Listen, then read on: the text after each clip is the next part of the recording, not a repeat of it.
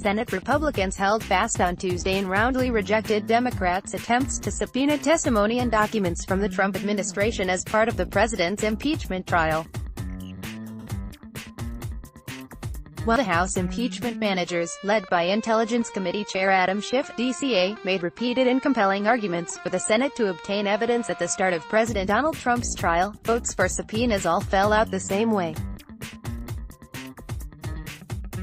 All 47 Democrats in the Senate voted in favor of the subpoenas, while all 53 Republicans opposed.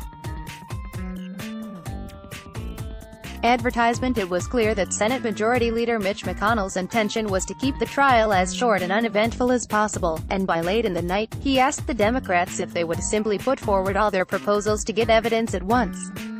Since all Republicans had been united in opposing the Democrats' efforts, he suggested, it would be more convenient to have the proposals introduced at the same time to get through them more quickly. Senate Minority Leader Chuck Schumer denied this offer, saying he wanted to have debate and vote on each proposal individually, even if the process extended into the following day. McConnell's suggestion made his and his colleagues' intentions quite clear. They don't care about what the merits might be of the Democrats' demands for evidence. They will refuse to hear them all, and they'd like to do so as efficiently as possible. Some, like Republican Sen. Susan Collins of Maine, have suggested that they might be interested in obtaining more evidence and testimony from the administration and witnesses. But she only wants to consider such options after the trial has begun, with opening statements by each side. She explained in a statement, "As I said last week, while I need to hear the case argued and the questions answered, I anticipate that I would conclude that having additional information would be helpful. It is likely that I would support a motion to subpoena witnesses at that point in the trial, just as I did in 1999. Advertisement. But many Democrats are skeptical of the GOP claims that they might support subpoenas for evidence later. And they also don't mind dragging out the process now, if they're able to do so. And it's possible that, though Democrats already feel that they have a strong case to make in favor of the impeachment articles, new evidence obtained by the Senate could bolster or alter the arguments they plan to make. So it's reasonable for them to want to start by pushing to get the documents and testimony that they were denied during the House's inquiry. Of course, from the Republicans' perspective, they could theoretically want more evidence that could exonerate Trump. But evidently, they don't believe that it will, which, of course, they shouldn't. As more evidence has emerged over time, the case against Trump has only strengthened. If the Trump administration had evidence that could exonerate it, the president would likely have just handed it over or made it public in the first place. Instead, he kept it hidden and obstructed the investigation, actions which themselves became an article of impeachment. Advertisement. Since Republicans have good reason to think any more evidence will likely be bad for their side, they don't seem to want to know it at all. They'll bury their heads in the sand and hope the storm blows over. Collins and other Republicans may eventually join with Democrats to obtain more evidence later in the trial. Perhaps they won't.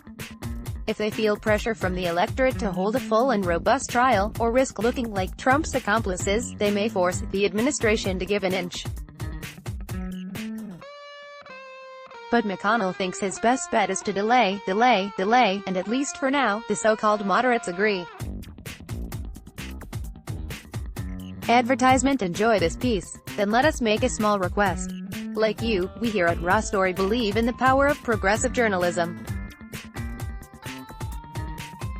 Raw Story readers power David K. Johnston's D.C. report, which we've expanded to keep watch in Washington.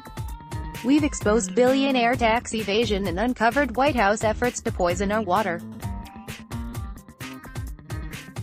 We've revealed financial scams that prey on veterans, and legal efforts to harm workers exploited by abusive bosses. And unlike other news outlets, we've decided to make our original content free.